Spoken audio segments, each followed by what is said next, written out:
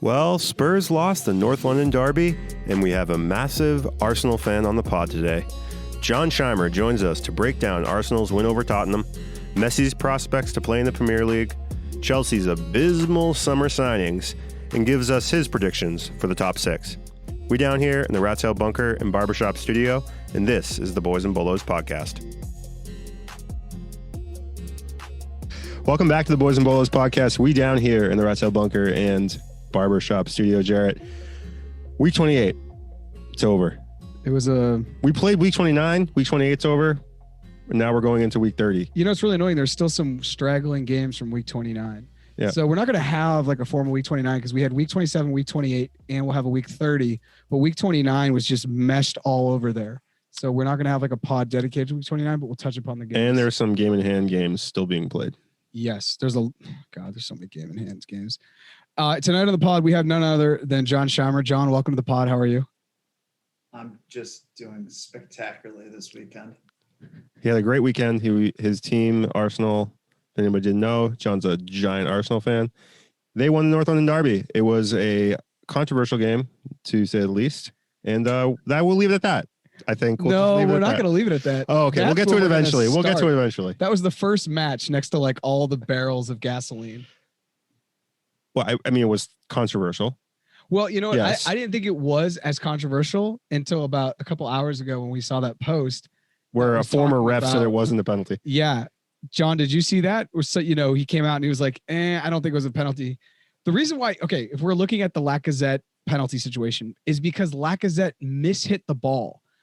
But do you think it was a penalty first off? Yes, and then why? He does. Okay. So you can't clatter into a player. It's a foul. It's a foul. It sucks, but guess what? That's a foul. And he mishit the ball and the ball squirted away from him a little bit, but still like Sanchez can't come in that recklessly and take Lacazette out, which is what he did. Pure and simple. He hit man to man, no ball. It's a foul. Yep. I think it's a penalty. I was surprised to see that ref come out because if I'm that ref, he has his opinion, which is cool, but it doesn't do anything for the league. It just like undermines the FA. It undermines the refs. It undermines the decision that's already been made and a game that's already been played. I don't know what we get from that. Sanchez obviously was a bonehead for coming in as high and as hard and reckless as he did. The reason why he came in like that with his foot outstretched is because I think he was expecting Lacazette to actually make good contact with the ball. And if that was the case, it didn't go off the outside of his foot and he hit it straight on, he might have hit the ball.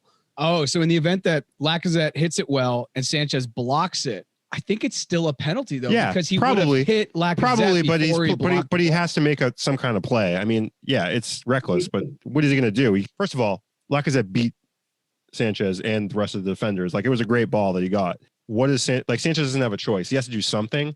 I don't know. It's just it is what it is. This is the one thing that I'm sometimes unclear on in games. Okay. And this has never been explained to me perfectly well, is that a defender can come in and get ball first and still sometimes have a foul after by taking the man out, because if the ball's knocked away a little bit and the player's taken down as well and he doesn't have a chance to get up and recover and get back to the ball, it sometimes is called a foul. I would say the large majority of the time is not, but like I've never had a clear explanation on that. So I don't understand either. Sometimes you see a player will like not just in the box, but like in open field tackle, get all ball, but his trailing leg will hit the player. But because because that trailing leg hit him, it's called a foul. But even though he got the ball, I just don't. This is one of the most vague things in soccer because you're totally right. You could have a tackle that's in the box. You could have a tackle that's in the box, a tackle that's in the midfield, and a tackle that's in the other person's box. And they'll be called all different if it were the exact same tackle. And the one you're talking about, John, where it's like a guy comes in hard, he wins the ball, but his inertia takes him through the player who's obviously on the other side of the ball. And you can see reds for that, which is kind of weird. And it's all about the angle, the velocity. Is his cleat up? Is it not? Where does he hit the player? How the player reacts? It's like all of these things in context. And I don't think the laws of the game address that at all. And now that we have like slowed down to a millionth of a second, it just makes it worse. And we can I just think generally replay in soccer is a bad thing. I don't like VAR. I always liked all the controversy that was left over because that's the way the game was. Like if there were VAR, Maradona gets a red card and England probably win that game. It changes the history. Like if there was VAR, Lampard scores that goal against Germany because it went 3 feet over the line, and that game's maybe different. I think Germany still win that game. Germany was still winning that game. Germany would still win that game. Germany would still win that game. They beat the shit out of England, and then they beat the shit out of Argentina. Aggregate score of 8-1. Germany's going to win that game, but it changes the game. So I think now that we can like really dissect things, everything just seems. I think VAR was supposed to make the gray more black and white, but I just think we actually have more shades of gray. So this is a question I had for you early in the week. I think the Premier League just sent out a quote unquote questionnaire to all the Premier League teams or feedback basically on VAR and how to improve it. What would you guys improve upon VAR? Like what would be your one rule change? I know there's a lot of rule changes, but like if there was one thing you could change about VAR, what would it be? All right, so I think I would say this. I would like to see the VAR people bring the center official over faster. And sometimes it's difficult to do that because they're usually waiting for a stoppage of play in some way, shape, or form. But I would like for and honestly, I would almost say I would just prefer that VAR overrule the center official more often or make the direct call because I think they have the time to be able to do that. And I can't think of a specific scenario. It's kind of, you got to have to like see it and then explain it as it happens. But like, and I kind of think this is the way it should be in every sport, that the VAR official should have, just because they're there, they're reviewing it, they can make it happen. They can call it in live time. And all you have to do is just buzz the official. Like, let's say, all right, that Lampard goal happens against England, for England against Germany. All of a sudden you just buzz the official and say, and that's actually how goal line technology works now. You buzz the center official and all of a sudden, okay, we saw that it was over the line. You buzz it, you stop the play, it's a goal. And I feel like you could do that a lot more often and just make the call and be a little bit more hard line about it. I think there's a lot of times where like the VAR official, for whatever reason, doesn't feel like that person is a high enough authority to like put his imprint on the decision making and whatnot. He wants to defer to the center official, let the center official make the call, when that person's probably in better shape to make the call than the center official, I would say. I agree with you 100%, John. I think that there has to be more communication and transparency between the field and VAR. At least that's what I'm hearing. And to go a step further, I just think the mics between the VAR booth and the center official, I think those conversations should be made public and transparent. You should be able to hear them at home or at least see like a transcript of what they're saying to create more transparency. Or if not, have them down field side, just like they are in the NBA. When they go to review something in the NBA, all the refs go over. Same with NHL too. Same with the NHL. You can hear the refs talking. Oh, what did you see? Oh, I saw him come in. Oh, what did you see? Who did it go off of? Just because if you don't have an empowered, like whenever you empower people with information, they're going to be more likely to be trusting. Full stop. If we're just feeling the dark and we see this screen and we're just waiting, we're not a part of the process. We don't feel like we have any skin in the game when really it affects these two teams more. I mean, the refs get paid no matter what. Well, like, all right, so here's an example of that. I totally agree with that. What was that thing that happened like 2 weeks ago in the Manchester United game where the center official said to one of the players on the field, I probably should call this a penalty, but if I call it, it's going to be a big controversy in tomorrow's headlines or whatever. A penalty is a penalty. Call it. A penalty is a penalty. That's what they're getting paid to do, right?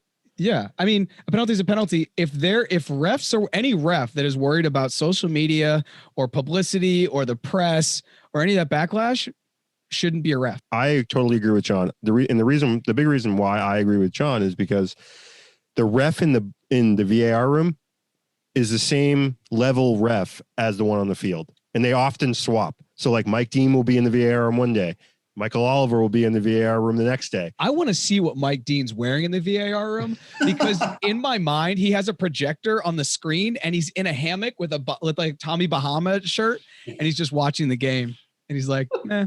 I imagine he's always in his referee uniform. Always. He sleeps in it. He sleeps in it. He makes love in it. He showers in it. Goes to the beach in it. He showers in it and then has like a full drying thing he stands in and it like a blow dryer. Yeah, but like these guys, they're the same level ref. Why wouldn't that ref be able to make the call? Especially because he's in power. He has way more information. There's way more cameras. They have so many freaking cameras in the field now. They're getting instant replay. They're slowing it down. They should be able to make the call. They should just be able to overrule the ref instantly. Like just be like, no, you fucked up. Like you. Well, I think they do that. I think no, they don't do it as much as they don't. They don't do it, but they do it. But then I think that leaves the stadium, the fans, the players. I think you're right. I think that's the problem. I think it's about consistency. So but it leaves them in the dark, right? Because then they're all of a sudden like, knows. okay, this was made, and then why? Yeah. The other thing I think about the Premier League refs is that a lot of them are horribly out of shape and they're always running behind the ball. There are refs who are just not. That's what the referee's trained to do, though. You're supposed to run behind the play. Yeah, they're supposed to be behind the play, but you know what I mean. They're not. They're too far. They're not keeping up with the play. I'm going to stand up for the refs. My boy Mike Dean, Alex Ferguson had a similar thing years ago.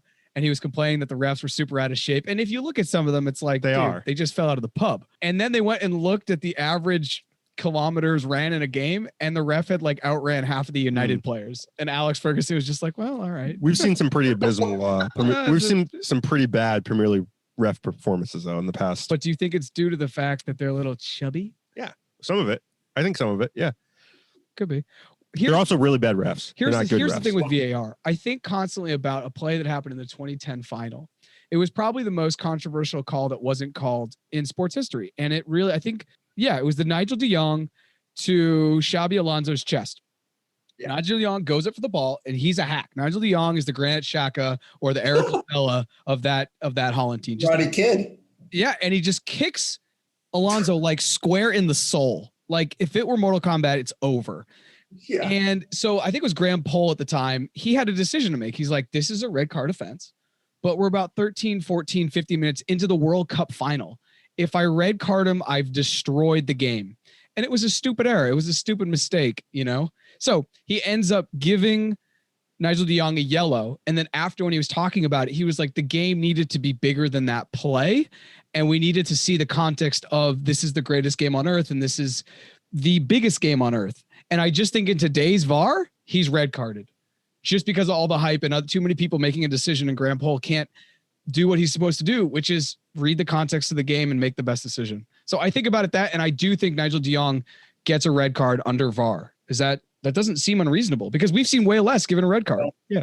So maybe Nigel de Jong's not such a reckless bozo and going in with the leaping swan move from the Karate Kid. And I mean, that also set the precedent for Holland to be able to hack the shit out of Spain the entire game. I mean, if you remember correctly, that was their game plan. Up Spain as much as they could to stay in it. It almost worked. Yeah, I mean, they sat back. Robin had scored that breakaway. The game doesn't even go to overtime. He had 2 breakaways, both saved by Casillas. Yeah. I would argue that regardless of whether it was the 13th minute or the 90th minute, he should have got a red card. But that's neither here nor there. To fix VAR, there needs to be one thing. A biggest thing with VAR is consistency. And it's not consistent, right? And so everybody's confused about what can be looked at via VAR, which, you think it's everything, but then that's not always everything. The other thing is like just the actual calls in the field, whether they're, right or wrong, whether the ref on the field versus the ref in VAR is the one in charge. And then, it's just, I guess that's pretty much it for me. In other leagues, it seems like when Champions League is playing and we watch VAR, it's just done way better. It just doesn't seem like the stoppages are as long. It just seems like the ref on the field just like communicates better. He just checks in with the VAR. They go, yep, VAR check. Okay, good. And they continue on. With Premier League, it's like this big thing where it goes up on the board and like VAR in progress. And then it's like you're sitting there for like minutes, literally minutes. That's the biggest thing. So I wanted to ask the question. I think that's a pretty good answer. Are we going to see any changes? Probably not. I have a question for you two. Yep. This question is like in the movie The Dark Knight, where the Joker is hiring new people for his team and he breaks the pool stick and drops it on the ground between 3 guys and says, I can only have 1 team member. That's this question. So I'm just preparing you. Okay. All right. Which team finishes higher, Tottenham or Arsenal? It's going to be close. It's going to be like, hold Hold on. Before we do that, I just need to reveal something right now. You can't see it, but John has his Arsenal scarf and his jersey on. I like how you revealed it 10 minutes into the pod. Oh yeah, It's it was a slow burn. I'm Arsenal till I die. John- Arsenal till I John. die. I know I am. I'm sure I am. I'm Arsenal till I die. John, when Lamella got the red card and I was like, well, that's over. The game's over. I took my jersey and I ripped it off and I just threw it across my room. I'm like, enough of this. He threw it, and then that night he had a seance with candles, and he had sage, and he lit it on fire. What was the question you had again? What was you already forgot the question? Yeah, what was You're the question? unbelievable. I'm sorry. You're unbelievable. The Oh, who question finishes higher in the table? Who finishes higher? We'll start with the ref question. We're trying to deflect away from Jay's question right there. Yeah. Oh yeah. What was the question? I forgot. Oh, I'm the most self-deprecating Spurs fan out there. I did a little. Which is saying something, because I've seen Jeff like lets me into the Spurs world. He'll be like, "Hey," he'll send me like a screenshot of like Spurs conversations, and they're just like the darkest things you've ever heard. John, I think Arsenal fans think that, or they're under the impression like Spurs fans like think their team is great. No. Let me tell you something. We think we're dog shit, and we know, and like based on our performances, dog shit. That fucking game was painful. Let me tell you, it wasn't. I mean, it was bad. It was brutal. Jared. So the question I asked, which you so promptly and Deflected? timely forgot, Oh, I forgot. was Yeah, which team will finish higher, I don't know. your man. Spurs or his Gunners? I mean, there's still 10 games left. 30 points on the for grabs. Who knows? I fucking John, don't know. what do you think? I don't know. I honestly don't know. At this point, I don't know. Because John disagreed with our take that we think the highest Arsenal can finish is 8th. So what do you think the highest they can finish is? 7th or 6th? Arsenal. All right. So I'll say this. I'm going to answer this in a slow fashion for you. Who do you think is the most important player on Arsenal since the second half of the season? Let's call it the Chelsea game. Smith Rowe, 110%. He was Smith the biggest Rowe, difference best player maker. in that I had field. no idea who this dude is. And then he's out there dicing and slicing. Dude, he destroyed that Chelsea game. He was the most important player. And he's something that I don't think Frank took into account. And that is what ran us amok. It was also very inexplicable why he got taken off the field. Yes. In the Spurs Arsenal Guess how game. many games he played before that Chelsea game? That was his first game. 0 games before that Chelsea game. I know. Guess how many times he was even in the lineup, on the lineup card before? Probably small One to or 0. two, maybe. Two. Yeah. Only two times he was even on the lineup card this entire year before that game. And he's come in and he's completely lit the league on fire. Now, his stats aren't like off the charts, but what he does and what he's allowed Arsenal to do is completely transform the way that they defend, and also transform the opening of space for guys like Lacazette and Aubameyang and even Odegaard, and Saka for sure too. Because before that, Saka was like really the only threat.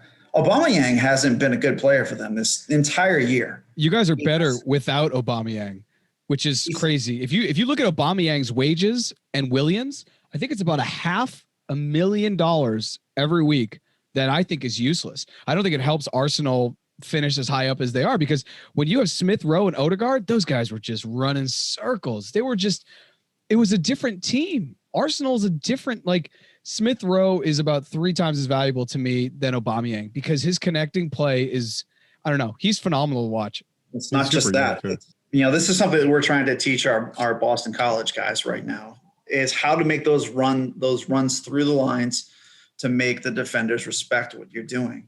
And he's committed to running through the lines of any defense at all times. And what that does is it stretches the back line out. You have to respect it. And when he gets on the ball out in those wide spaces out on the edges of the 18, like every single time he's a threat.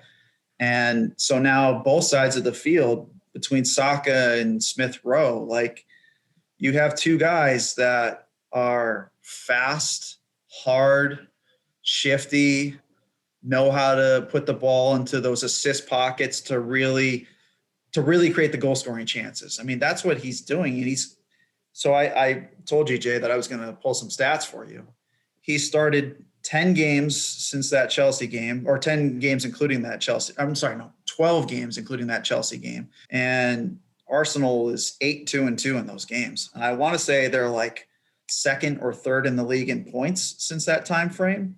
Assuming he stays healthy and Saka stays healthy and Tierney's the other guy. That's a huge piece of this too. Tierney and Smith Rowe on one side and Saka on the other side, and then Odegaard operating in the middle. I think Arsenal is on the move. There's 10 games left. I think they could, if they win 8 of the next 10, and they've beaten Leicester, they've beaten Tottenham, they beat another big team. I'm gonna have to go look this one up. But like Chelsea. If you're Chelsea, okay, they have some pretty big kills on their resume over the last 15 games or so.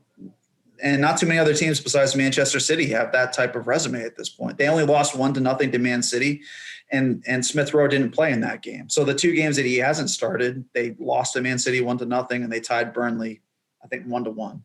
I know this is a long-winded way of me getting there, but I think Arsenal is going to get up to 7 or 6 in the table. I think Everton's going to drop down. Yeah. I think Tottenham and Liverpool probably stay right about where they're at. Yep, that's about how I feel too. Honestly, I don't think every team, like we said in the beginning of the season, is going to be separated by like 1 or 2 points. And so it's going to be tight. And it might come down to goal differential for 6th place. It might come down to goal differential for 4th place too. Very well might. Leicester, they won big this weekend, but they could slide a little bit. They slid last year, and they're inconsistent. I know they're in 2nd place, or I don't know if they're 2nd or 3rd, but they're in 3rd place. But Manchester United has been dropping points to lower teams. They haven't beaten many big teams. So it's conceivable, right? So I think there's going to be a pretty big battle for that 6th place spot. I think Everton's going to continue to do the slide. They're just Everton, they're just going to keep falling. That's just the way that they are. I don't know.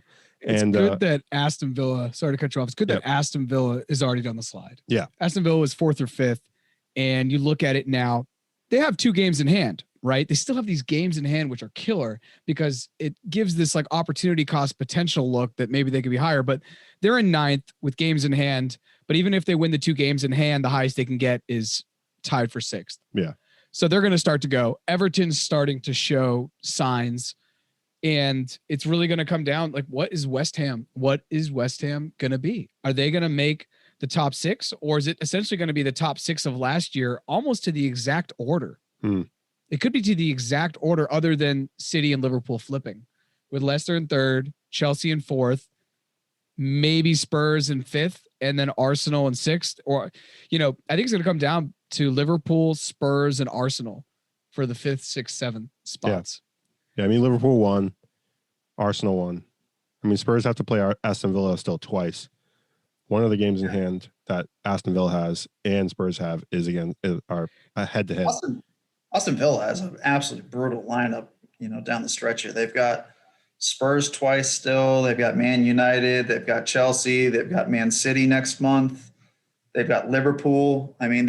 They still have to play the powers of the league. They have to play the steel of the league, and the only thing thing. Oh no, for sure. But the only thing they got going for them is they don't have to play midweek games. I guess.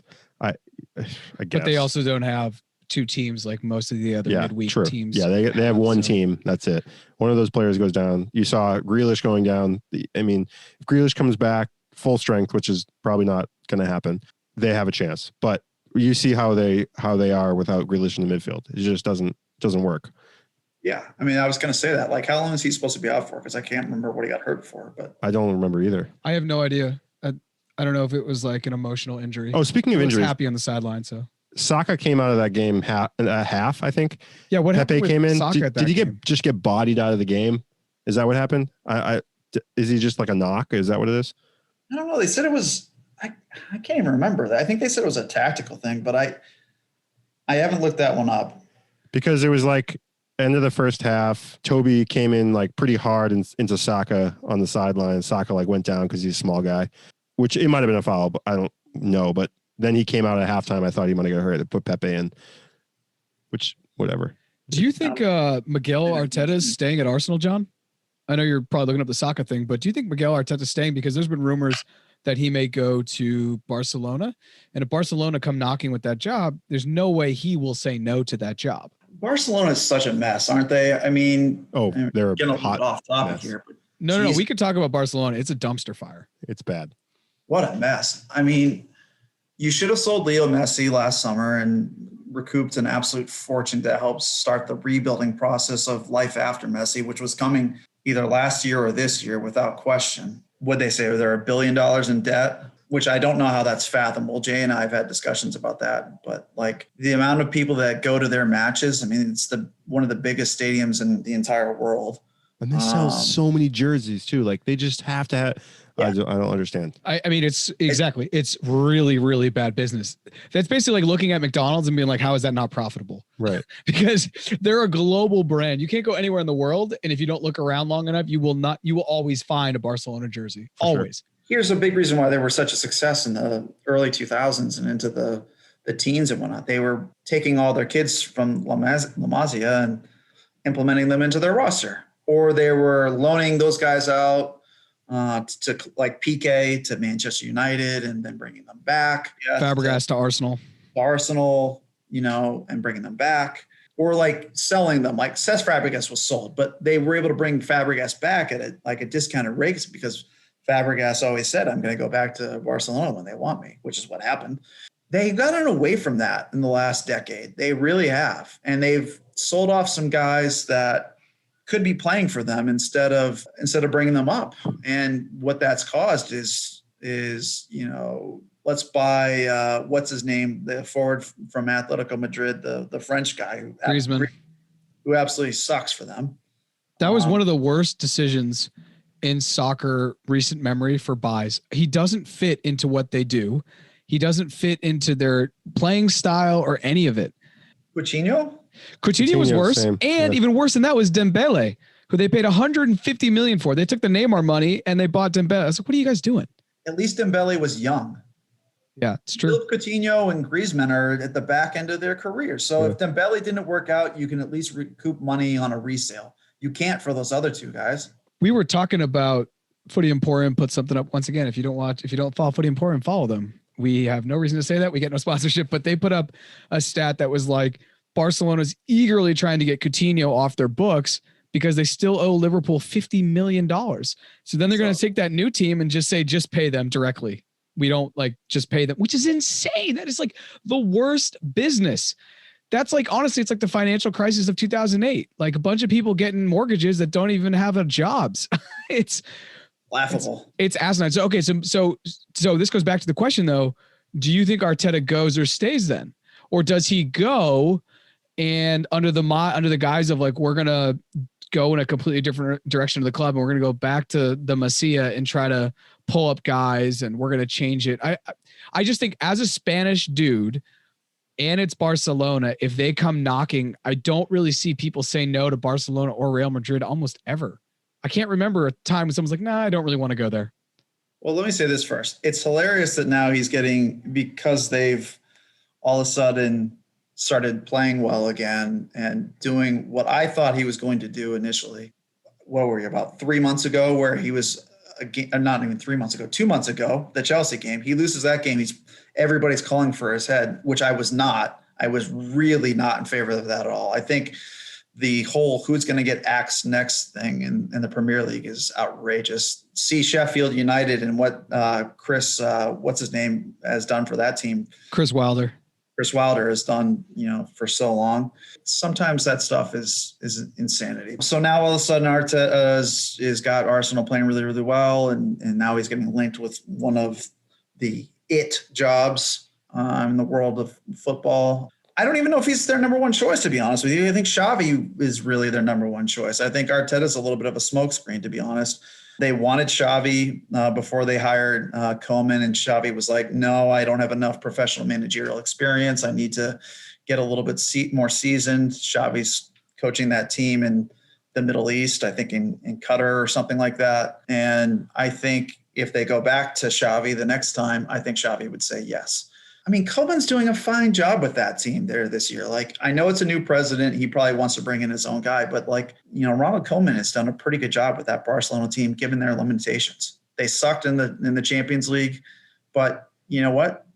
They're not one of the best teams in the world right now. They have a lot of old players on that team. They have a lot of players that are not Barcelona quality.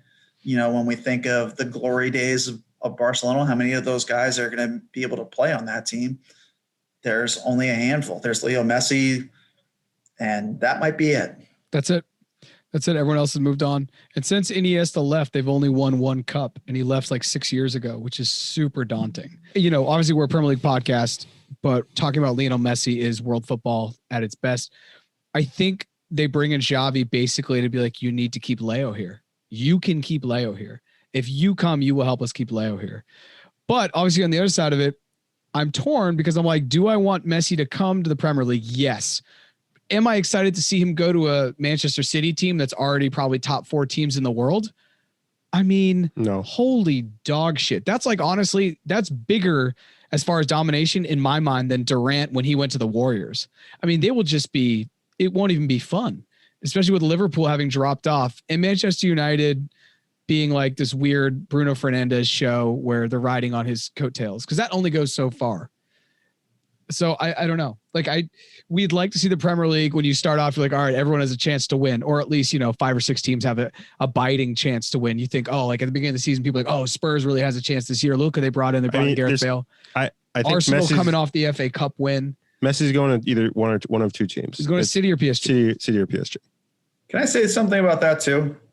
I love Leo Messi. We've lived in the absolute golden age to be able to see him and Ronaldo play at the same exact time and compete against each other for a lot of it in La Liga and in the Champions League. But in my opinion, for the sake of his actual footballing career, he needs to go to another league and prove himself in another league. He's never done it anywhere else besides Barcelona. He hasn't proven himself at Argentina. I don't care what anybody says. His resume for Argentina is not strong. They got to a couple of titles. John. I know you're a Messi guy. Here we go. I'm a Messi guy. They went to the 2013 Copa America final, and Gonzalo Higuain lost when they were a heavy favorite. Blew a bunch of goals over the friggin' bar, and then they lost on PKs. They go to the final. Gonzalo Higuain misses fucking sitters. Now you got to make it explicit. Then 2015, the year after, they go again and they're still playing Pepita. The biggest problem with Messi's career, I don't blame Messi at all. Messi's a god. People in Argentina love him. He got so close to the cup. Honestly, like that Argentina team was not that good. He played 7 games in a World Cup and he won 3 or 4 men of the match games. The biggest problem with Argentina is they never played all those years. They never played Kun Agüero. They always went with Gonzalo Higuain over that. I never understood that, and I never will.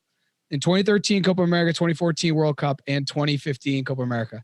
I still think Messi's a god, but obviously some people are obsessed with he has to win the World Cup. And I see that. I get that. But he's Lionel Messi. No, I want to see him play in a different league. I want to see him not play in the league. I would like to see him play at City, but I'm torn because then I don't want to get – I mean, Chelsea with Lionel Messi, if they play City could beat teams like 12-0. And I know that sounds like a hyperbole, but it's really not. Messi's that's fine. So good. I think if we're just talking about Lionel Messi, though, like we always talk about how La Liga is dog shit, dude. Like in terms of like competition, I know that the top 3 or 4 teams are good. Fine. They prove themselves in Europe and Premier League. Fine. But all the rest of those teams are garbage. And so when Messi puts up these crazy stats, scoring a bazillion goals, like it's a great, there's always going to be, for me, there's going to be a little bit of an asterisk. I just want to see him score more goals. I want to see him go up against Premier League defenders and just get bodied, like off the ball, 24/7, 365. It's not going to happen. I think it's gonna happen. I'm excited to see him in the Premier League. He's going to, the amount of chances guys get in the Premier League on top teams that they don't put away is shocking. Raheem Sterling. Sterling. That's fair. Gabriel Jesus. If he gets, he's going to have Kevin De Bruyne and Riyad Mahrez giving him service. It's going to be ridiculous. This is a dude who carries a team by himself anyways. I mean, Barcelona has a chance of winning the league. I'm not talking about the service he's going to get or the players he's going to play alongside. I'm talking about the defenders he's going to go up against. Okay, they're not that many great defenders, but I think the Premier League's a lot more physical than... The Premier League's a lot more physical. The Premier League's a little bit quicker. The Premier League is many things. But I think he's still going to freaking roast because he's going to be on City. They have so many other weapons. By the time he gets the ball, he's going to be one-on-one with 20 yards to go to goal. And he's going to score with like ease. Not ease, but it's going to make it look easy. He's 34, 34, 30. He's a fine wine, Jeff. I know. He's a nice So, Malbec. It's fine. We're sort of making it out right now that he's definitely going to City. I don't think That's he's not a definitely given. And No, he's going to PSG, I think. his best friend plays for PSG in Neymar. And to be honest, I think you're going to hate me for saying this, but I think he's a little bit soft mentally. And I think he takes the payday at PSG, and it's an easy league and has a better chance to get into a Champions League final with PSG because, like you said, PSG doesn't have to go through the gauntlet that Man City does in the Premier League. I have no problem with him going to PSG. He's going to be 35 years old, and he's trying to play in another World Cup to try to lift that so everyone gets off his D. I have zero problems with him going to PSG, beating the shit out of like Nantes midweek, and then coming into the Champions League and pooping on everyone else. You better put some respect on Leo Messi's name, John. You won't get it until he goes to a league that's actually respectable and he tries to prove himself in a second league. My God. That's why Ronaldo's a better player than him. Oh my, I'm dead on the inside. I just think it's so hard to I mean, we're going to compare the two. It's just hard to. Messi's played in one league. Messi hasn't won a World Cup. Or any international competition. He's been to 3 finals carrying the team. I love Messi. Back. I don't have a problem with 2 Messi. I'm in just Copa Americas, a brutal final to get to. Went to the World Cup, should have won it in Brazil. He was surrounded by clowns. Look at that team he was on. You know what? We're gonna go at this for hours. Yeah, we could go. And I'm a Messi guy. He's La Pulga. Es un Dios. Let's go to this upcoming week. Fine. See how you knuckleheads do.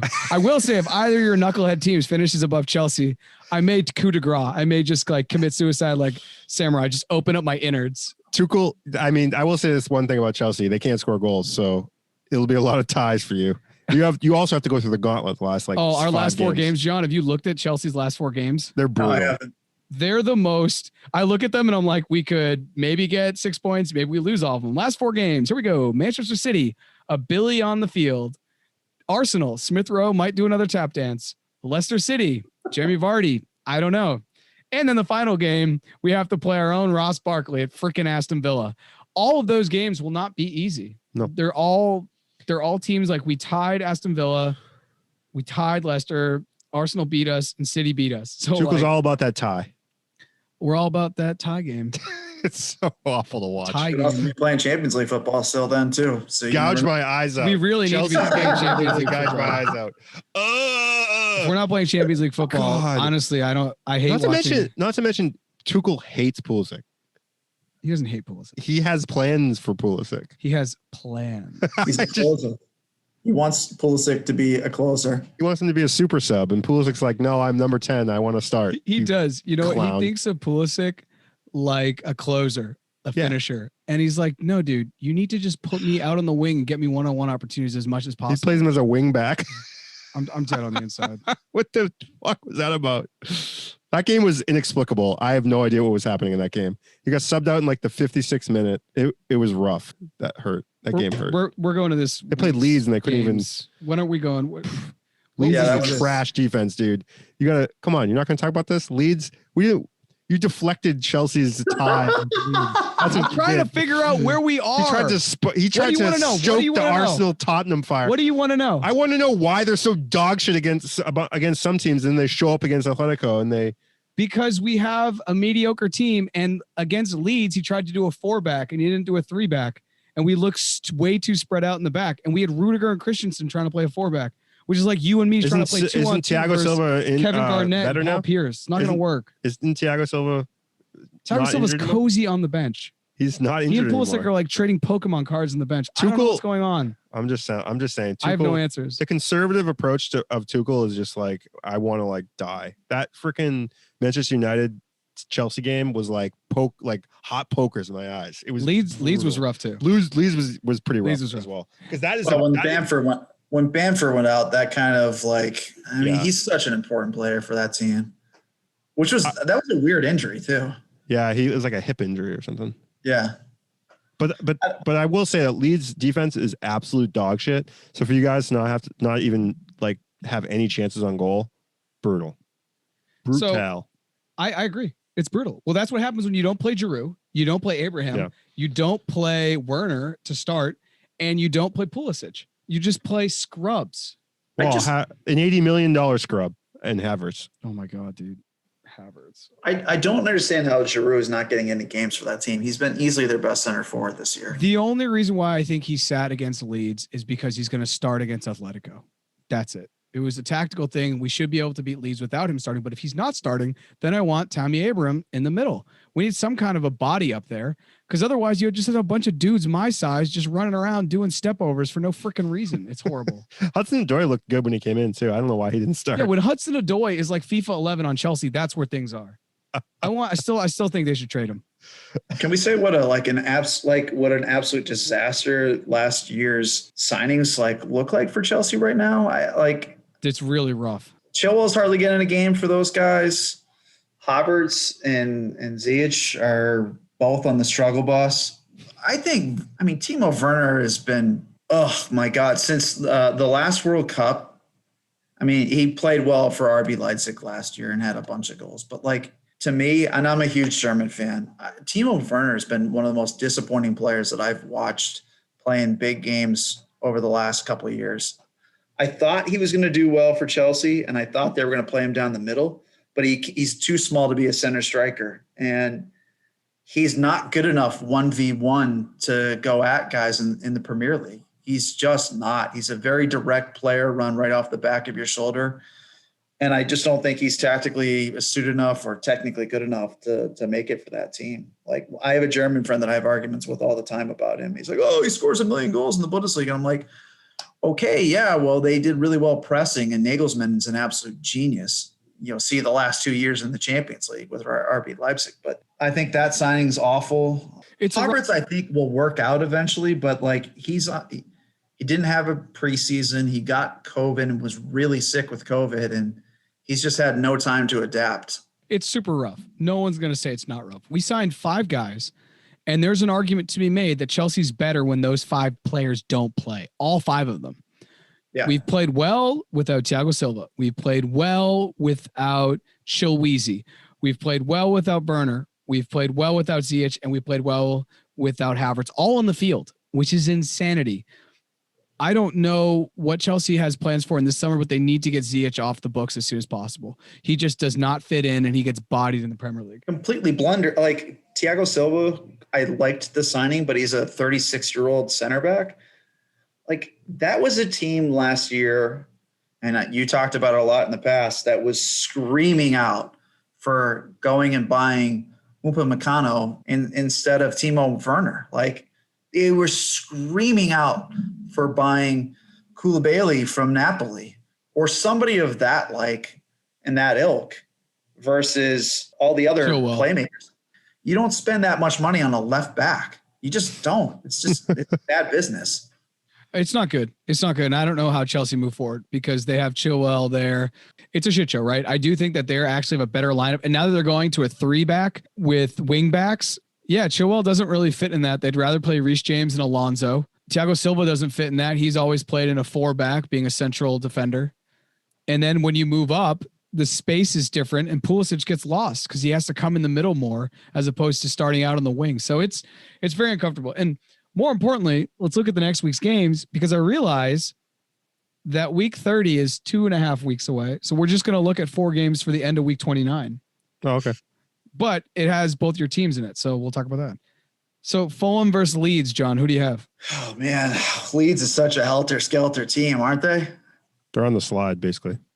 They are. On the you guys always are talking about the slide. Boogie, woogie, woogie. See, the problem with Leeds, okay, you already mentioned it, is Bamford's hurt. If he doesn't come back in the game, no chance. I do think it's accurate to say Leeds is on the slide because not even a couple weeks ago, they were a top 10 team and they were competitive and they were nicking points off bigger teams. But now they're 12th on their way down with Bamford. They're only 2 or 3 games out of relegation. Yeah, and Fulham is fighting to stay out of relegation. So I would love to see him win this game. Yeah, I was gonna say I think Scott Parker has got Fulham playing a lot better. He's finally got a grip on that team a little bit. They're a much different Fulham than they were 2 years ago when they were the worst team maybe ever in the history of the Premier League. Sheffield is now. What's that? Sheffield said, is hold now. my beer for that one. Yeah. Good God. but I think it's a draw. I think it's 1-1. I think there's too much quality on Leeds to just like keep not scoring. Like, Rafinha and Rodrigo are both very good players. I think it's hard to keep those guys. I mean, they just attack and attack and attack. They're going to eventually find the back of the net. So I think this is a draw, like 1-1. Yeah, I keep saying Leeds is going to bounce back, right? And then I'm wrong. That's my problem. I think Blades for Europa League. Yeah, I'm jinxing Leeds. I like Leeds. I want them to score a lot of goals. It's fun to watch, but I also I want Fulham to do the escape. Right? Why don't you have the same optimism you have for Leeds for Spurs? The Spurs are a dumpster fire, dude. It's bad. I don't want to talk about Spurs right now. Yeah, but just that. I think I'll have my chance to talk about that more. I don't have optimism for Spurs because of what happens in games. What had just happened on Sunday? Dog shit. Absolute dog shit. Okay. That's good. All right. Anyway, go back to Fulham. I want Fulham to win. I'm going to say Fulham's going to win. I'm hoping Fulham do the escape. 2-1. Lookman. Loftus-Cheek. No, not Loftus-Cheek, but Lookman maybe. Next game, Tottenham, Southampton. Can I just add one more quick thing? Oh, for sure. I think Loftus-Cheek is one of the unluckiest guys ever. That guy was on route to become a pretty good player.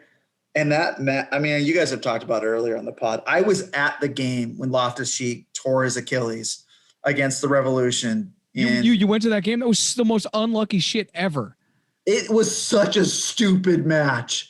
How did either one of those organizations agree to play a friendly in the middle of the season like that? So if I'm the Revolution, I agree to play because Chelsea's going to come over. We don't have to go anywhere. If I'm Chelsea, why are they traveling 3,000 or 4,000 miles across a big body of ocean to go say no to racism in America under the president of Donald Trump? What are you doing? Read the room. And then someone gets injured. And it's a black guy that gets injured. The whole thing was bad. I was so pissed about that, dude. He was a really good young player for Chelsea at that point, and he has not recovered since then. He has not recovered. And you just look at the guy, you're like, that guy's gonna be a beast. He's like, what, 6'2", plays in the midfield. He's quick. He's got a decent touch. He's attack minded. I mean, I watched that too, and I was like, what are they doing? It just made no sense. Tendon injuries, like whether it's your Achilles or your patella tendon, are two of the absolute worst injuries to try and get over. I don't think many athletes recover and become the same person afterwards. No, it was matter of the age. It was brutal. It was brutal. I mean, anyway, it's Tottenham, Southampton, Jeff. It's not Tottenham, Southampton. It's a postponed game, but it's week 29, so we're going to cover it. We only have 3 other games. I thought it was Tottenham, Aston Villa. Yeah, but for week 29, it's Tottenham, Southampton, but it's postponed. But we can just cover it, and you can give me your score prediction. It's postponed. Do you not want to give me your score prediction? Oh, I think Spurs will win 3-1. John, do you agree? No, I think Son going down really hurts them. I forget that. I keep forgetting that. Although he did he still got called up to the South Korean international friendly. Oh, well, I'm sure in the Asian Cup. I'm sure Tottenham's going to release him. Yeah, right. Exactly. Please go over to. No, I think honestly, I think Arsenal will expose how to a little bit of a blueprint to shut down that front three that was looking like an absolute monster. You have to press Tottenham in their back line, and then you shut down the passing lanes that Kane wants to drop into as a false nine, and you force them to the left side of the field. And that was going to leave Son a little bit on an island, and he blew out his wheel. And that's the reason why Tottenham's not a contender as well. I mean, Son and Kane, every single year, each one of those guys picks up a big injury and misses a big portion of the season every year. It's either a hamstring or ankle injury for each one. Because they're playing too many games. And too many games. Kane hasn't missed too many games. He had a sprained ankle earlier in the year, but he's due for another one. Son gets overplayed. This is something I think they're dealing with. The injury now shows. John, what do you think that game's going to be? Jeff says 3-1 Tottenham over Southampton. What's your score prediction? So I forgot that Danny Ings is also out with a groin injury. So, talk about doing the electric slide. I think Southampton's like 2-7-1, 7 losses because everybody has like a different 2-7-1 over their last 9 games or 10 games. Southampton's struggling. They are riding that struggle bus. I was going to say a draw, but then I remembered that Danny Ings is out. I think it's going to be something like 2-1 or 1-0. Tottenham does probably get the result. Danny Ings is just so important to that team. And I think his injury completely, it changes it even more for Southampton than Son being out for Tottenham does. I think Tottenham will struggle in some of the other games coming up here that Son is out, because I think he is and has been such an incredibly important player. But then, there's also Lucas Moura, who very rarely gets talked about for Tottenham, but that guy's been such an unsung hero for those guys. I mean, the Champions League final run that they had a couple of years ago, he was outstanding. Against Arsenal, the goal that Tottenham scored early in the match, Lucas Moura really got it started by taking this incredible touch right at the midfield line that beats a player. He drives forward, beats another guy, keeps the ball for them, even though he's in a tough 50-50 challenge. And then ultimately it gets served from the right side out to the left side, across for Lamela to hit probably the most outrageous goal of the season. So I think they do have enough firepower to just get past Southampton. But Son is incredibly important. They're going to struggle in some of the big games that they have coming up. It'll be interesting to see what the extent of the injury is. They'll probably play their cards pretty close to their chest for the next couple days, especially with he won't play in the Europa League, obviously, the game on Wednesday or Thursday. He pulled up right away. He didn't try to play anymore. I mean, those type of injuries are like 4-week injuries usually at the minimum. Yep. So I've had a few in my career. we all have. Yeah. Lucas Moura, I don't think there's been a better servant to a team over the last couple of years, because the guy single-handedly beats Ajax in the semifinal, one of the better games I've ever seen live. And then he gets benched in the final because Harry Kane's back after being out for 7 years, and he just still keeps a smile on. I'd be livid. The only reason why they're there. Like that this year too, under Jose. For sure. I mean, he's when he picks up the ball, he's one of the most positive-looking players, I'd say, across the Premier League. When he picks the ball up, he just is always looking to make things happen. He's always looking to go forward and not negative. So he's clearly better than Dele Alli, and that's not saying much. But if in terms of starting 11, he has to play now. There's no question. Now he has to play, and now that Lamella's out on a ban. I was telling Jeff, tell me a stat line that's more like Thug Life than Lamela. Subbed in the 30. Rabona in the 40. Yellow card, 2 yellow cards, and he's out by the 70. What a guy. He was trying to get that red card too. There was a challenge just before that. The lunge, cleats up. He got in the air, cleats up, and he's right in front of the ref and the bench and the Arsenal bench. That should have been a yellow. It should have been. It should have been. For sure. Jeff, we both thought Lamela's he's one of those guys that you like because he's like a spark. You say it, he's a spark, but if you're playing against him, he's the dirtiest player. He's so chippy. I don't know. He doesn't know. Kind of a moron. Yeah, he and Granit Xhaka started the game on yellow. What's great is I mean, he'll get more playing time. He'll only get a 1 game ban or whatever, so he'll still get continued playing time in the next couple of games. But at least Lo Celso is coming back. Thank God, because I don't think Lo Celso is the savior, but if you're gonna put in a player as a number 10 or whatever, then Lo Celso is at least better than Lamela. I think Lamela tries too many times for one-on-ones and loses the ball. But either way, we can move on to another next game. John, next game is Brighton Hove Newcastle. Who do you got on that one? And I can tell you where it's played if that matters to you. It is going to be at the Amex Stadium. So the importance of this game just can't be understated. I think Newcastle's getting relegated this year. We've been saying Newcastle's going to get relegated, and we've caught some heat for it just because we want to see Fulham do the escape. I don't want them to get relegated, but they have been pretty poor, honestly. You guys have been on that for a little bit, and I'm 100% there with you guys on that. I think Jeff, you said it last week, they're the most poorly run team in the Premier League, and it's 100% spot on. The history of that club, Alan Shearer is the all-time Premier League goal scorer leader. Michael Owen played for them back in the day, I believe. It's an all-time club, and over the last 15 years or so, they've just been so poorly managed. And last year, when they were about to get sold to that, I think it was a group in Saudi Arabia that was basically the Saudi Arabian government. And the Premier League basically said, no, we aren't going to sell to states. It was either the Saudi Arabia or one of the other really big oil tycoon families that basically owned the country that they were from. And so the Premier League stepped in and said, no dice. We're not selling. We're not going to get into this type of situation here.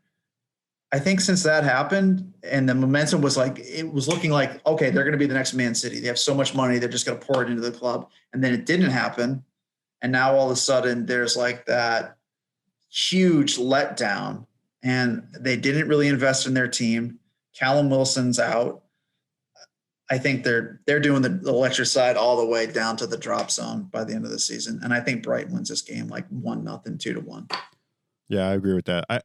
Brighton does a lot more on the positive end of the football than Newcastle. I mean, watching Newcastle is pretty rough. I mean, Darlow's having like one of the best seasons, and they just are like, nah, Darlow, get out of there. Dubravka, go in there.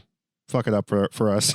And he's not a bad goalie, but I think you play the hot hand. That's just like one example of how poorly run they are. They're just so uninspiring to watch. It's just hard. And Almiron's their only like bright light on that team. And I hope he goes to another Premier League club. That's all I have to say. Do you have Brighton also winning? Yes, 2-1. Final game this Sunday, West Ham versus Arsenal. It's a big game, John. I will be rooting for Arsenal. I'll be rooting for a tie. I'll be rooting for Arsenal as well. But I'll be rooting for Arsenal. A win would be nice. I think it's time for Arsenal and Chelsea to make sure that West Ham know their role in London, and it is behind us. And they need to start losing points, and back-to-back losses to United and Arsenal would start to solidify that. And it would also show that the cream is eventually going to rise, because I do think Arsenal is a much better club and team than West Ham is. This West Ham team, I just think, is over. They're just playing way above. They're hitting way above their weight. So 2 things about Arsenal going into this week that I'm very interested to see. They had an incredible response against Tottenham when you bench your captain and your lead talisman. And we haven't talked about that at all yet. In that Pierre-Emerick Aubameyang shows up late for they didn't say how many times he's done that this year, but I've got to assume several times because they said it was multiple times.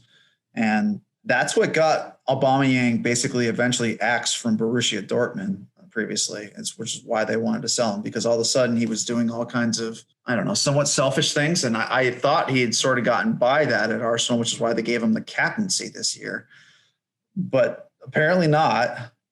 They bench him for one of the biggest games of the season, and they still go out and win the game. So I've got to imagine he's going to be back in there next week. He looked pissed on the sidelines all game long. So I hope it's a good response. I hope he's matured enough to realize you can't be a shitbag like that, and we can win without you if you're not going to be on board. So that's a big one. And then number 2, I just looked it up. Saka got a hamstring injury. He's not going to be available for this game.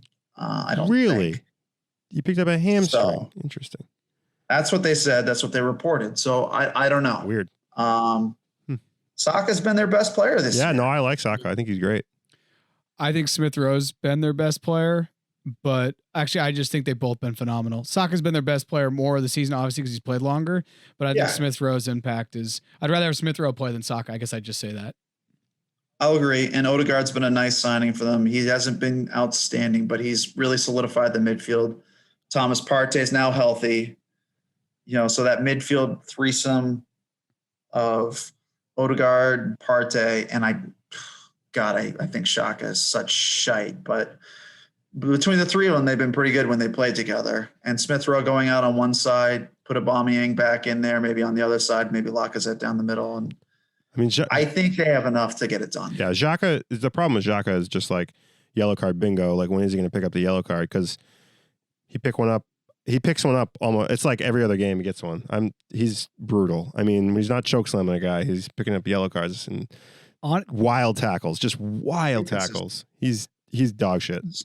He'll make mental mistakes. He'll play a really poor pass. It starts a dangerous counterattack for his opponents, like once a game against a big opponent. Usually, I didn't see it against Tottenham, thank God. But he's still a yellow card, he's so a wild card.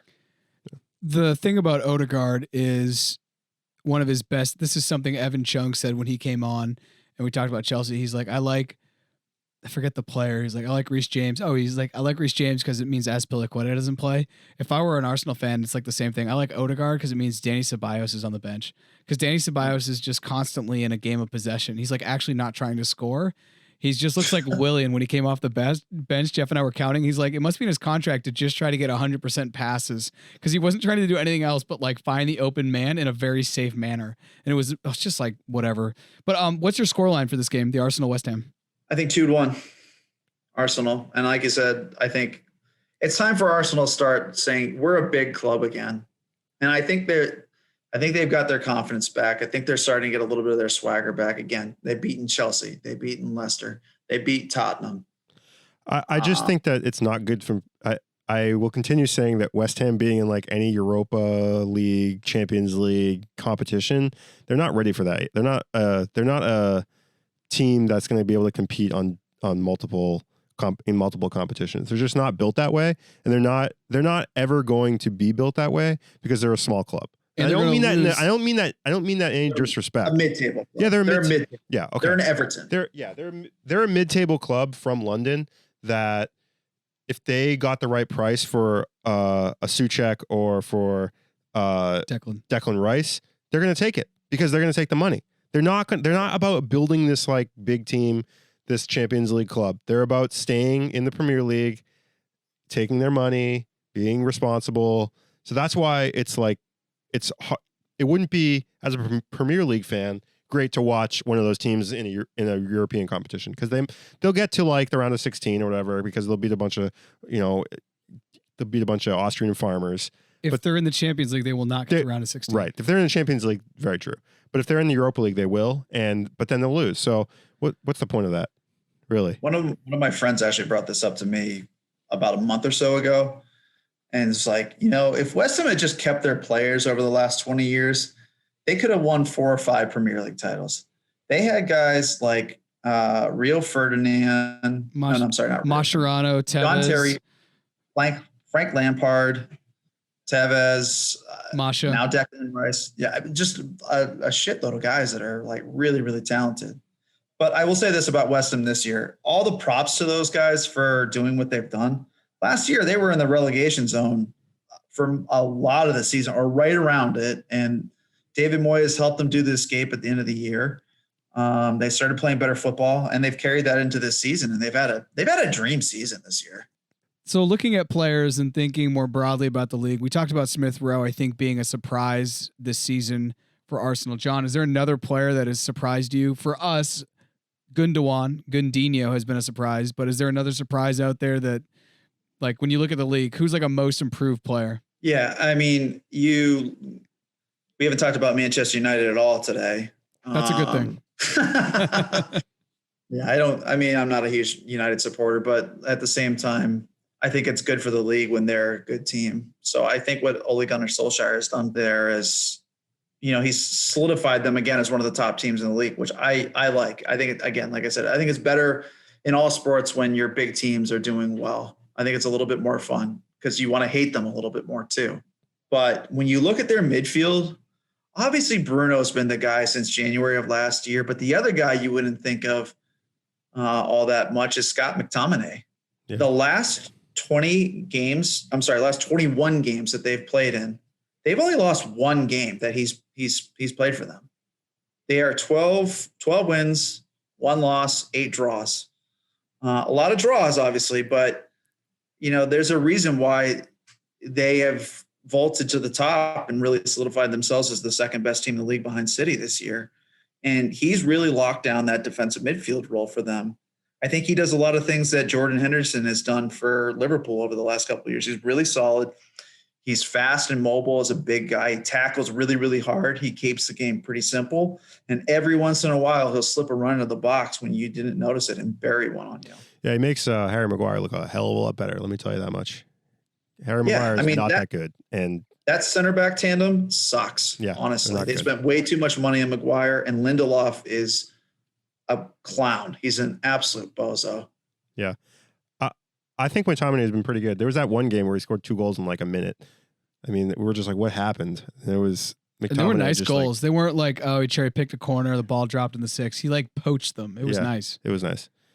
So he's pushed out Paul Pogba. He's pushed out Donny van de Beek, their big signing from last year, who I thought that was going to be a great signing for them. He's pushed Fred to the side. He's locked down that second position. And I think when you look at some of these better teams and whatnot, Man City having Phil Foden come to the front, Grealish and James Madison, and those like young English midfielders. Mason that all Mount. of a sudden, You can throw Mason Mount in there. Yeah, I mean those young English center midfielders. The teams that are doing really, really well have guys that are coming up from their academy systems and pushing the team. I mean, they're competing for their place, they're winning it and earning it, and that's making their teams better. Yeah, I think I agree with that. Is a big example of that. For Spurs, the next player that they have right now on loan is Oliver Skip. He's a very similar player. He's young. He can play center defensive mid or just center mid. He can score goals. He can distribute the ball, and he wants to play and he wants to fight and he wants to compete for a position. He doesn't feel like he deserves to play or whatever. And that, I think it's a lot of these guys are like trying to prove themselves, and so they're hustling and they're playing super hard. Declan Rice is going to get his payday this year because I think some team's going to come for him and try to pick him up for a cool $100 million. And nobody on that West Ham board is going to say no to that at the end of the season. So I completely agree. I think it's all about, you need a good guy who in the middle of the field who can distribute the ball and play defense and, score the occasional goal. So he reminds me of Michael Carrick a little bit back in the day. He was a really underrated player and I didn't love Michael Carrick, but like he was such a valuable piece for like that end of the Fergie era in terms of locking down that holding defensive midfield 6 position. Who was the skinny dude United had for a while? Darren, what was his name? I think he's still on. Fletcher. Darren Fletcher. He reminds me of a Darren Fletcher, but he's just a much bigger guy. Michael Carrick seemed to me to be way more technical and like actually like a game changer. Darren Fletcher was just a guy who's just in there and you forget he's there, but that's why he's so good, because you forget he's there, because he's in that role where you're supposed to forget that he's there because he's doing everything so perfectly all the time and just like making that one or two simple pass. He's kind of like, for me, when I see him, I think of a Darren Fletcher type. But with that, fantasy, nothing has changed. Nick Bailey dropped down. Jeff, you went up. I'm floating in the middle. Ozatik is still mini batting the rest of us. And there's that. Put me in 6th? You're in 6th. I dropped down to 11th. I literally go between 10th and 11th. That's where I live. Moving on up. I'm the Crystal Palace of the fantasy league. It's horrible. Yeah, it's pretty bad. No, Zaha, no goals. Anyways, John, thank you for joining us tonight, and good luck to both of your teams this weekend. Thanks. You're welcome. Go Gooners. Go Spurs, I guess. Go Spurs. Oh. Go Spurs. Go Spurs. Ciao. Ciao. I like what I see from Mikel Arteta coming in last season, being very pragmatic because he had to. He won in the FA Cup, they beat big teams. Actually look on the back of yesterday, this graphic in terms of, up against the big 6 sides, how often we came on the show and analysed Arsenal in these big games. And let's not forget, in the previous 19 games, you'd probably say the team in the squad was better than what Mikel Arteta's got right now. So how he's actually done in the big games and also dominated some of the big games. So they didn't play yesterday as they did last season. They were on the front foot, they dominated Tottenham, they looked like a big team, played like a big team. And when you actually look at the goals conceded, you can't quite believe that the numbers they're conceding. So there's an organisation there as well. Yes, I think Mikel Arteta is fortunate in that sooner or later when Wenger goes and then Unai Emery comes in and he changes quickly, whoever the next manager was always going to get time. Arsenal couldn't be seen as a team who just changing the manager every 12 months. So I think that helps Mikel Arteta. Thanks for listening to the Boys and Bolos podcast.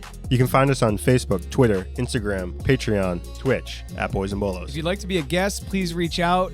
You can hit us on any of the social media accounts that Jeff just mentioned, or email us directly at boysandbolos@gmail.com. Thanks for listening, and see you next time.